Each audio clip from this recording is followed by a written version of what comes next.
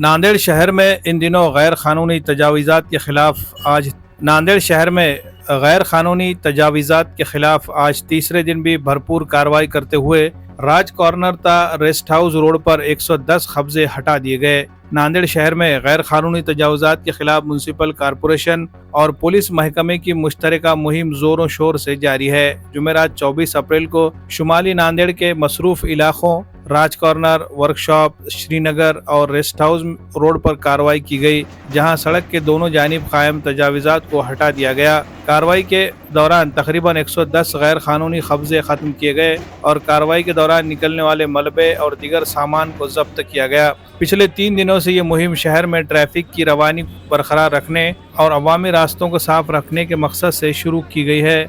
गुज़िश्ता कुछ दिनों में जुनूबी नांदेड़ में भी ऐसी ही कार्रवाई की गई, जिसके बाद अब शुमाली इलाकों में ये अमल जारी है। आज कार्रवाई municipal commissioner doctor Mahesh Kumar Doiphode और जिला एसपी अविनाश कुमार की हिदायत पर अमल में लाई गई, जबकि डिप्टी कमिश्नर अजीत पाल सिंह सिंधु की क़यादत में अतिक्रमण विभाग की टीम और पुलिस एहलकारों ने भरपूर अंदाज में हिस्सा लिया। शहर के हसास मुकामात पर किसी भी तरह के नाखुशगवार वाक़े को रोकने के लिए पुलिस की भारी नफरी तैनात की गई थी, ताकि कार्रवाई पुरअमन तरीके से मुकम्मल हो सके। इंतजामिया ने दुकानदारों और शहरियों से अपील की है कि वो अवामी सड़कों पर कोई भी तजावीज़ न करे, ताकि आम लोगों को आमदरफ्त में कोई परेशानी न हो। साथ ही ये भी इंतबाह दिया गया कि अगर आइंदा किसी दुकानदार या मकानदार की जानिब से गैर कानूनी तजावीज़ात किए गए तो मुतल्लिक़ा अफराद के खिलाफ सख्त कानूनी कार्रवाई की जाएगी।